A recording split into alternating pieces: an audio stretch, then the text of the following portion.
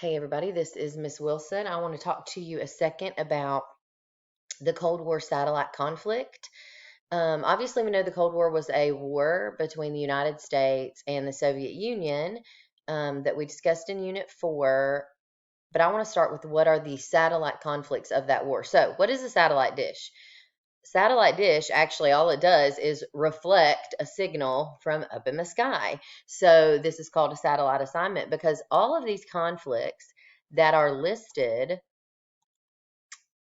here are simply satellite reflections of the conflict between the US and the Soviet Union. So you have NATO and the Warsaw Pact, Marshall Plan versus Comecon. Both of those are right after World War II, if you remember that.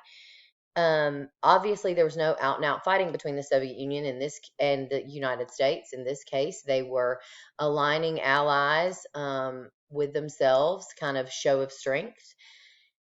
All of these show a conflict between the Soviet Union and the United States. There weren't out and out wars. Nobody used their nuclear weapons. They didn't have battles like the beaches of Normandy, but they did have both a competition for the space race. If you refer to the space race video, we were constantly competing with the Soviets to beat them. We were spying on them with our CIA, and they were spying on us with the KGB. In Vietnam, South Vietnam was supported by us, North Vietnam was supported by the Soviet Union. So, your main job in this assignment is talk about whichever topic you picked on your topic selection. Remember, there's a limited number of people per topic, so make sure you paid attention to who responded before you. You show me how your conflict was really a reflection of the larger conflict between the Soviet Union and the United States.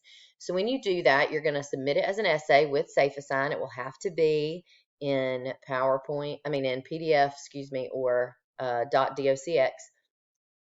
So when you do that, you're going to color code your text. You can either highlight it or change the text, as I have done right here. First part is your context. The context sets the stage for your topic. If you are doing the Berlin airlift, the first thing you have to talk about is what was going on, why, Berlin was divided into 4 sections. Why was that? Why did West Berlin need supplies to be airlifted? The thesis: how is the Berlin airlift a part of your? How is it a reflection of the Cold War? How is it a reflection of? Is it a reflection or is it not? You may argue that it's not. Finally, historical evidence in blue, commentary in orange. Some people have a paragraph of blue and then a paragraph of orange, which is their opinion. A lot of people do. Here's evidence. The Soviets sealed off East Berlin, or whatever your evidence is, and then the next sentence is orange, and it's your analysis of that evidence. And the good news about this color coding is that then once it's over, you can look and if you have all of your parts there. So the idea here, and there's information throughout this PowerPoint, just kind of reminding you of all the topics that we discussed.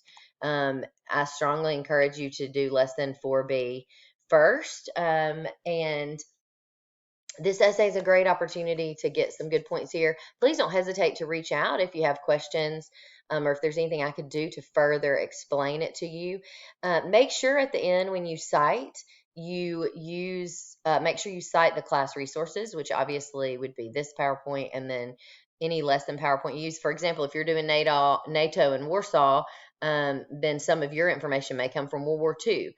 But if you're doing Vietnam, there's probably not going to be any reference to the World War II PowerPoint. So here is an example citation of my PowerPoint. The title of the lesson would be the title of the PowerPoint. You don't actually literally put title of the lesson in there.